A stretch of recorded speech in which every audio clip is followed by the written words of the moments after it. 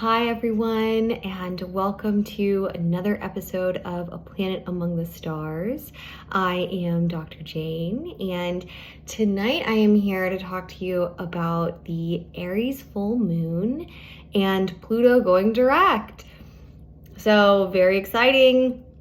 We are now starting to exit our massive retrograde conjunction, right? So we had at one point here in this last month 6 planets retrograde. So great news. We are starting to exit that time of the year. But this particular planet going direct, Pluto, is coinciding with a really powerful full moon. Maybe you guys have felt this. A lot of folks that I'm talking to are really experiencing this full moon in their lives. So let me help kind of break down for you what is going on.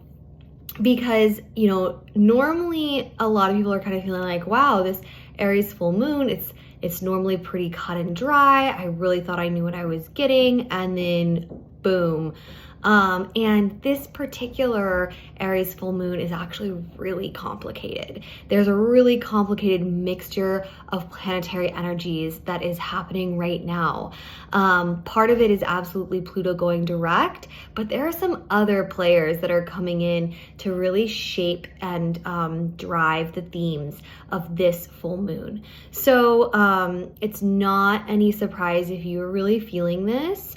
Let me help illuminate a little bit about what's going on. So first, let's just start with looking at Pluto going to direct and what Pluto means, what Pluto oversees and rules in our lives. It is a collective planet, but it will work individually, as all these planets do. The thing about any collective is it is made up of individuals, right? So if we're going to shift the collective, we're actually going to have to work on the individual level.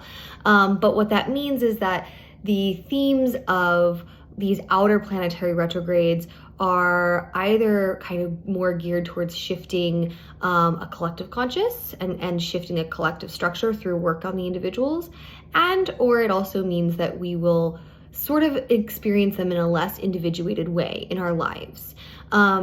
Now, what's going on here with Pluto? Okay, so Pluto is one of the planets to me that sometimes is over dramatized.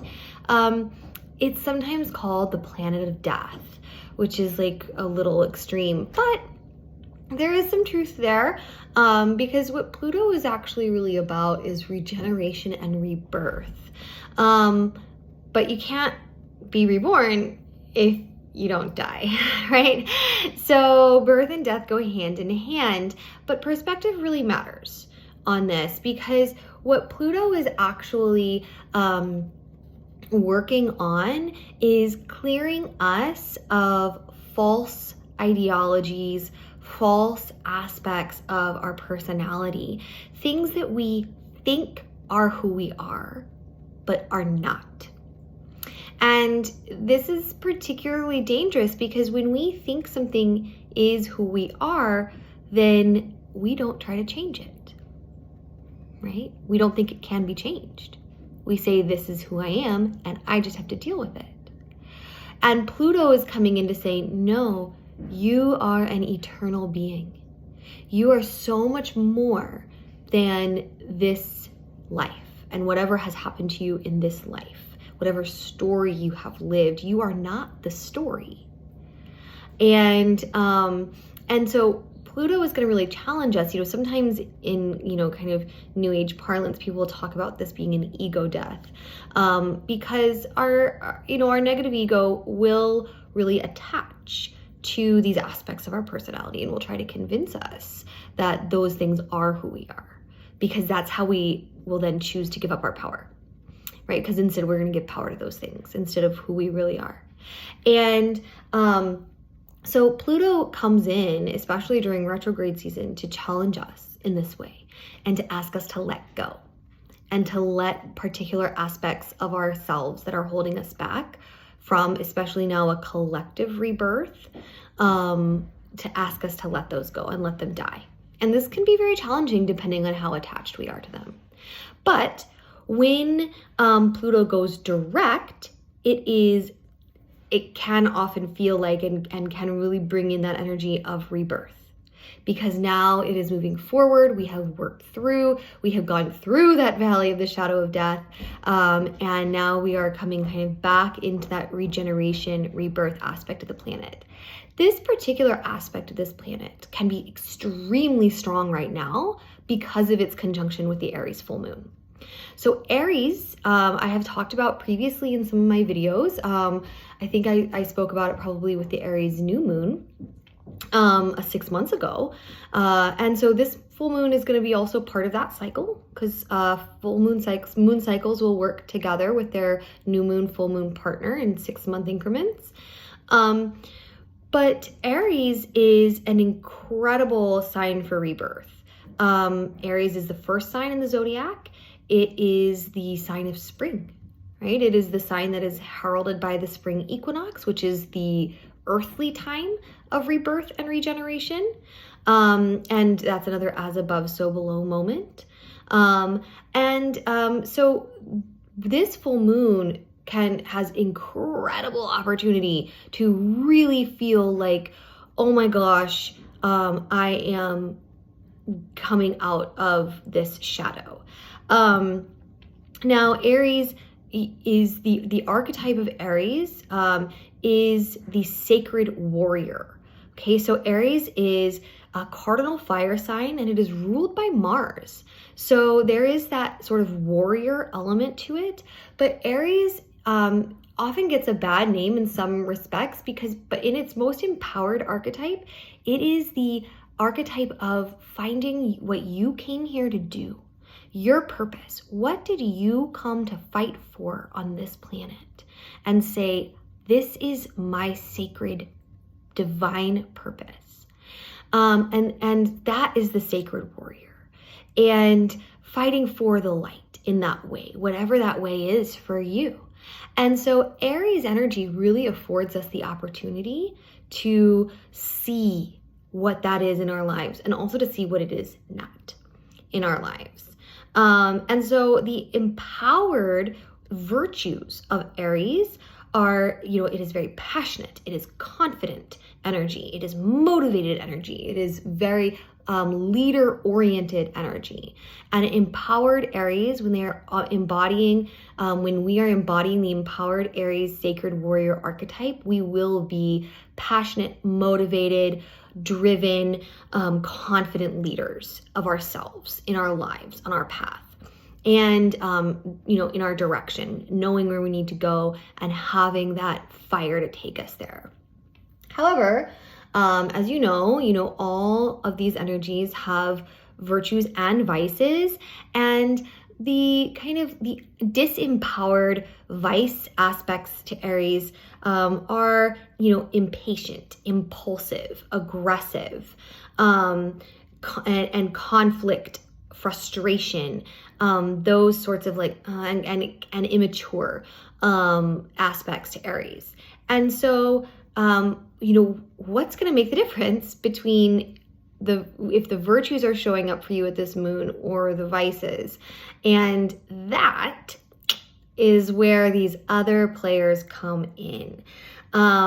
Because, on the one hand, this Aries full moon may really feel like you are finally coming out of that shadow. You finally have the energy to do things. You know where you need to go, and you are just ready to go. Or this Aries full moon can have a very different side to it. And that is actually going to depend on these other planets. And so this full moon is unique, or very unusual, I should say, in that it is actually coming conjunct with another planet called Chiron. Chiron might actually be an asteroid. I'll have to look that up. But it carries the archetype of the wounded healer. And the conjunction of this planet with this full moon is actually putting it into kind of what I'm seeing as a gatekeeper role in this full moon. So it is there standing at that pass. We are trying to get from Pluto through to the rebirth of Aries, and Chiron is right there in the door saying, I don't know if you're gonna get through this. And in a way, this is also when we're getting the, if I mentioned that retrogrades are kind of like the test and direct is kind of like classroom action or classroom learning, Chiron is kind of standing here with our grade on that Pluto retrograde test, and is kind of saying, here's how you did. And Chiron's archetype is the wounded healer. So Chiron actually rules over all of our deepest wounds. And these are the aspects of us that, surprise, often are the ripest or most fertile ground for those personality attachments that I was talking about earlier. And very often it is the areas where we have had trauma or the areas where we need to heal that we say, oh, this is just who I am. And then we actually allow those things to puppet master our lives.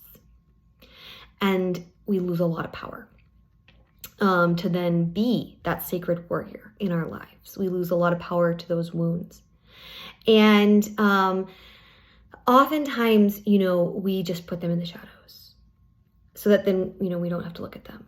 And here comes Pluto, ruler of those shadows. And here comes Chiron and saying, okay, well, if you want to pass through this gate and really access this sacred warrior energy and your true empowered self and who you really are, you're going to have to take a look at these stories that you are saying you are. You are saying you are the plot instead of the book, instead of the main character. And so this can be very uncomfortable because what's going to happen is we're going to have awareness of brought to these wounds. And, that's a nice euphemism. When I'm like, yeah, we're going to have awareness brought to these wounds. We'll be aware of them. That's great. What does that actually look like in real life? Honestly, it looks like being triggered. It looks like having those wounds poked. It looks like feeling them. And when you become aware of them again, it's going to be because there have been events associated with the last few days or coming up during this Esbat window that are going to bring those wounds back up to the surface, and they are going to be right there. And it is not necessarily going to be comfortable. So Chiron is here in conjunction with this full moon to kind of give us a progress check on how we have been doing with our healing journeys, which is wonderful because if we want to get somewhere, we have to know where we are. If I want to navigate through a healing journey, I need these progress checks. And, that's really excellent that we receive them, but it's not always comfortable. In fact, it's almost never comfortable. Then there's another planetary convergence here or player that's coming in that's also going to add a flavor to this, which is Venus, because this full moon is now happening opposite of Venus. Venus is in Libra. So it is conjunct with Chiron. So Chiron is standing right there with this moon being like, this is how this is going to go. This is where the light of this moon is going to shine. And Venus is standing there in opposition.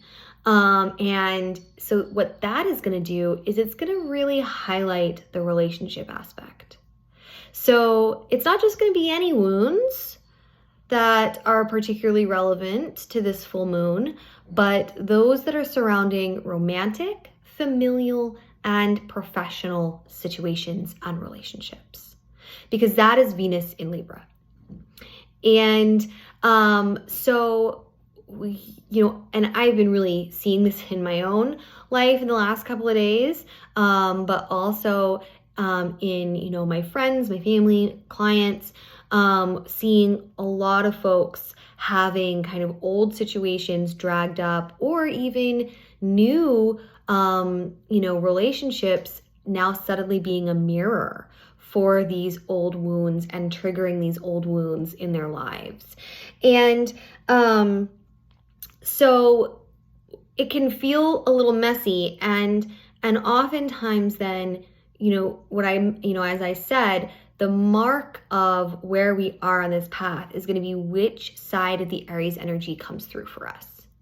So is it that frustration, that anger, that conflict, impatience, or is it that confidence, that direct forward motion, that motivated leadership? And a lot of us may be being brought to the point where we are finally ready to say, I am so sick and tired of this pattern in my life, of the way this wound affects my life, and I want it gone. And so this full moon is an ideal time for releasing. It has the energy of fire, which is the ultimate alchemical transformer. And you can really work with this full moon to release whatever Pluto has been trying to get you to let go of, and whatever work you've been doing during that retrograde. Chiron is now coming right in to say, this exact thing right here is what you need to let go of. And this is what is stopping you from having the romantic, familial, or business relationship that you want and that empowers you in your life. Or this is how these relationships and these wounds are holding you back from actually being your sacred warrior self. And here comes the full moon with the gift of the opportunity to let that go, to burn it off. So we actually have a really excellent meditation recording that happened today that is actually a full moon releasing meditation. If you would like a copy of that, it is available for a $20 donation purchase. And then in addition to that, so you can, either DM us on Instagram at avalon.rises, email us, comment here on YouTube, and we can get that link sent over to you. And also just using fire, moving your body, finding something that you're passionate about, exercise, dance, these kinds of, even physical cleaning, honestly, this is a great full moon for a little bit of a rage clean, and just moving that energy, and letting go, writing down on paper what it is you are ready to let go of and lighting it on fire safely, of course. So I hope that this has helped kind of clarify what's been going on, because it really has been a mess and it's been a lot. Hang in there. And as always, we are here for you. Don't hesitate to reach out.